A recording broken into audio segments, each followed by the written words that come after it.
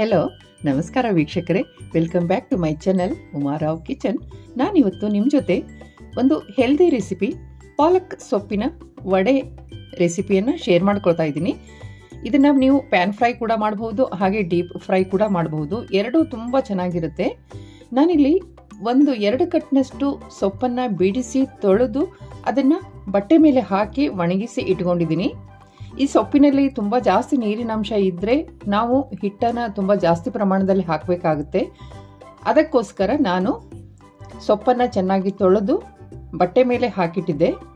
ಅದರ ನಂತರ ಸೊಪ್ಪನ್ನು ಇಷ್ಟು ಸಣ್ಣಗೆ ಹೆಚ್ಚಿ ಇಟ್ಕೊಂಡಿದ್ದೀನಿ. ಈಗ ಸೊಪ್ಪನ್ನು ನಾನು ಒಂದು ಬಾಣಲೆಗೆ ಹಾಕೋತಾ ಇದ್ದೀನಿ. ಅದರ ನಂತರ ಇದಕ್ಕೆ ರುಚಿಗೆ ತಕ್ಕಷ್ಟು ಉಪ್ಪನ್ನು ಹಾಕೋತಾ ಇದ್ದೀನಿ. ಈಗ ನಾನು ಮೆಣಸಿನ ಪುಡಿಯನ್ನು ಹಾಕೋತಾ ಇದ್ದೀನಿ. ಈ ವಡೆ ಟೇಸ್ಟಲ್ಲಿ ತುಂಬ ಚೆನ್ನಾಗಿರುತ್ತೆ, ಹಾಗೆ ಹೆಲ್ದಿ ಕೂಡ. ಈಗ ನಾನಿದಕ್ಕೆ ಜೀರಿಗೆಯನ್ನು ಹಾಕೋತಾ ಇದ್ದೀನಿ. ನಂತರ ಇದು ಒಂದು ಚೂರು ಬೆಲ್ಲವನ್ನು ಹಾಕೋತಾ ಇದ್ದೀನಿ. ನೀವು ಬೆಲ್ಲವನ್ನು ಸ್ಕಿಪ್ ಮಾಡಬಹುದು. ಈಗ ಒಂದು 4 ಸ್ಪೂನ್ನಷ್ಟು ಎಣ್ಣೆಯನ್ನು ಹಾಕೊಂಡು ಇದನ್ನು ಚೆನ್ನಾಗಿ ಮಿಕ್ಸ್ ಮಾಡ್ತಾ ಇದ್ದೀನಿ. ಹೀಗೆ ಇದನ್ನು ಚೆನ್ನಾಗಿ ಮಿಕ್ಸ್ ಮಾಡ್ಕೊಂಡ ನಂತರ ನಾನಿಲ್ಲಿ ಒಂದು ಅರ್ಧ ಬಟ್ಟಲಿನಷ್ಟು ಕಡಲೆ ಹಿಟ್ಟನ್ನು ಇದಕ್ಕೆ ಸೇರಿಸ್ತಾ ಇದ್ದೀನಿ. ಅದರ ನಂತರ ಇದು 1-2 ಸ್ಪೂನಷ್ಟು ಅಕ್ಕಿ ಹಿಟ್ಟನ್ನು ಹಾಕೋತಾ ಇದ್ದೀನಿ. ನೀವು ಯಾವ ಪ್ರಮಾಣದಲ್ಲಿ ಸೊಪ್ಪನ್ನು ತಗೊಂಡಿದ್ದೀರಿ ಅಂತ ನೋಡಿಕೊಂಡು ಈ ಹಿಟ್ಟನ್ನು ಸೇರಿಸಿ. ಕಡಲೆ ಹಿಟ್ಟನ್ನು ಒಂದು ಸ್ವಲ್ಪ ಜಾಸ್ತಿ ಪ್ರಮಾಣದಲ್ಲಿ ಸೇರಿಸಿ, ಹಾಗೆ ಅಕ್ಕಿ ಹಿಟ್ಟನ್ನು ಒಂದು ಚೂರು ಕಡಿಮೆ ಪ್ರಮಾಣದಲ್ಲಿ ಸೇರಿಸಿ. ಈಗ ನನಗೆ ಇದು ಹಿಟ್ಟು ಸ್ವಲ್ಪ ಕಡಿಮೆ ಅಂತ ಅನಿಸ್ತು ಅಂತ ಹೇಳಿ ನಾನು ಇನ್ನೂ ಒಂದು ಚೂರು ಕಡಲೆ ಹಿಟ್ಟನ್ನು ಸೇರಿಸ್ಕೋತಾ ಇದ್ದೀನಿ. ನಾನು ಒಟ್ಟಿನಲ್ಲಿ 1 ಕಪ್ನಷ್ಟು ಕಡಲೆ ಹಿಟ್ಟು ಹಾಗೆ ಒಂದು ಅರ್ಧ ಕಪ್ನಷ್ಟು ಅಕ್ಕಿ ಹಿಟ್ಟನ್ನು ಸೇರಿಸ್ಕೊಂಡಿದ್ದೀನಿ. ಕೊನೆಗೆ ಇಲ್ಲಿ ಕೊತ್ತಂಬರಿ ಸೊಪ್ಪು ಹಾಗೂ ಕರಿಬೇವನ್ನು ಸೇರಿಸ್ಕೊಂಡು ಒಂದು ಚೂರು ನೀರು ಹಾಕ್ಕೊಂಡು ಇದನ್ನು ಚೆನ್ನಾಗಿ ಮಿಕ್ಸ್ ಮಾಡ್ಕೋತಾ ಇದ್ದೀನಿ. ನೀರನ್ನು ಒಂದು ಚೂರು ನೋಡಿಕೊಂಡು ಹಾಕಿ. ತುಂಬ ಜಾಸ್ತಿ ನೀರನ್ನು ಹಾಕಿದರೂ ಇದು ಅಷ್ಟೊಂದು ಚೆನ್ನಾಗಿ ಬರೋದಿಲ್ಲ. ನೋಡಿ, ಈ ಹದ ಇದ್ರೆ ಸಾಕು. ಇದು ನಾವು ಹೀಗೆ ಕಲಿಸಿದಾಗ ಒಂದೇ ಕಡೆ ಹೀಗೆ ಉಂಡೆ ಥರ ಬಂದರೆ ಇದು ಸರಿ ಇದೆ ಅಂಥೇಳಿ ಅರ್ಥ. ನಾನೀಗ ಈ ಹೋಲಿರೋಂತಹ ಪಾತ್ರೆಗೆ ಒಂದು ಚೂರು ಎಣ್ಣೆಯನ್ನು ಸವರಿ ಇಟ್ಕೋತಾ ಇದ್ದೀನಿ.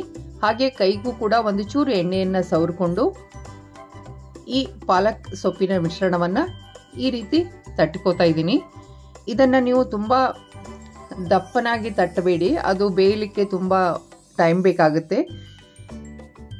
ನಾನು ಈ ರೀತಿ ತಟ್ಕೊಂಡು ಆ ಹೋಲಿರೋಂತಹ ಜರಡಿಯಲ್ಲಿ ಇದನ್ನು ಈಗ ಇಡ್ತಾ ಇದ್ದೀನಿ.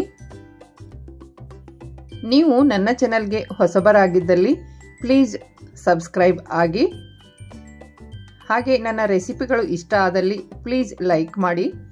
ಈಗ ನಾನು ಉಳಿದ ಮಿಶ್ರಣವನ್ನು ಈ ಪ್ಲೇಟಿಗೆ ಹಾಕೋತಾ ಇದ್ದೀನಿ. ಕೆಲವೊಂದು ಸರಿ ಇದು ಹಿಟ್ಟೇನಾದರೂ ಒಂದು ಸ್ವಲ್ಪ ನೀರು ಜಾಸ್ತಿಯಾಗಿ ತೆಳುವಾಗಿತ್ತು ಅಂದರೆ, ತಟ್ಟಲಿಕ್ಕೆ ಆಗ್ತಾ ಇರಲಿಲ್ಲ ಅಂತಂದರೆ ಅದನ್ನೇ ಹೀಗೆ ಪ್ಲೇಟಿಗೆ ಹಾಕ್ಕೊಂಡು ಕೂಡ ನೀವು ಬೇಯಿಸ್ಕೋಬಹುದು.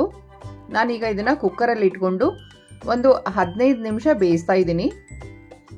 ನಾನಿದನ್ನು 15 ನಿಮಿಷ ಹಬೆಯಲ್ಲಿ ಬೇಯಿಸಿದ್ದೀನಿ.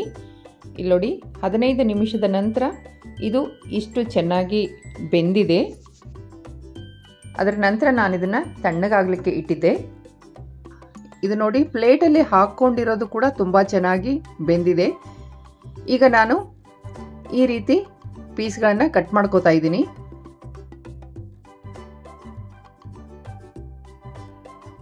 ಅದರ ನಂತರ ನಾನಿಲ್ಲಿ ಅರ್ಧ ಪ್ಯಾನ್ ಫ್ರೈ ಮಾಡಿದ್ದೀನಿ, ಹಾಗೆ ಅರ್ಧ ಡೀಪ್ ಫ್ರೈ ಮಾಡಿದ್ದೀನಿ.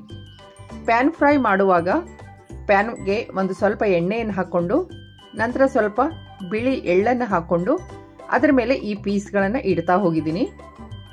ಡೀಪ್ ಫ್ರೈ ಮಾಡಲಿಕ್ಕೆ ಹಾಗೆ ಕಾದ ಎಣ್ಣೆಯಲ್ಲಿ ಈ ಪೀಸ್ಗಳನ್ನು ಫ್ರೈ ಮಾಡಿದ್ದೀನಿ. ಎರಡೂ ಟೇಸ್ಟು ತುಂಬ ಚೆನ್ನಾಗಿ ಬರುತ್ತೆ. ನೀವು ಒಂದ್ಸಲ ಟ್ರೈ ಮಾಡಿ, ಹೇಗಿತ್ತು ಅಂತ ತಿಳಿಸ್ಲಿಕ್ಕೆ ಮರಿಬೇಡಿ. ನಾನಿಲ್ಲಿ ಈರುಳ್ಳಿ ಮತ್ತು ಬೆಳ್ಳುಳ್ಳಿಯನ್ನು ಬಳಸಿಲ್ಲ. ನೀವು ಬೇಕಿದ್ರೆ ಈರುಳ್ಳಿ ಮತ್ತು ಬೆಳ್ಳುಳ್ಳಿಯನ್ನು ಬಳಸಬಹುದು. ಡೀಪ್ ಫ್ರೈ ಮಾಡಿದಂತಹ ಪಾಲಕ್ ವಡೆ ಮೇಲ್ಗಡೆ ಕ್ರಿಸ್ಪಿಯಾಗಿ ಒಳಗಡೆ ಸ್ಮೂತ್ ಆಗಿ ತುಂಬ ಚೆನ್ನಾಗಿ ಬಂದಿದೆ. ಟೇಸ್ಟ್ ಕೂಡ ತುಂಬ ಚೆನ್ನಾಗಿದೆ. ಇದು ಪ್ಯಾನ್ ಫ್ರೈ ಮಾಡಿದಂಥ ಪಾಲಕ್ ವಡೆ. ಇದು ಕೂಡ ತುಂಬ ಚೆನ್ನಾಗಿ ಬಂದಿದೆ. ಮೇಲೆ ಎಳ್ಳನ್ನು ಹಾಕಿರೋದ್ರಿಂದ ಇದರ ಟೇಸ್ಟು ಕೂಡ ತುಂಬ ಚೆನ್ನಾಗಿದೆ. Thank you.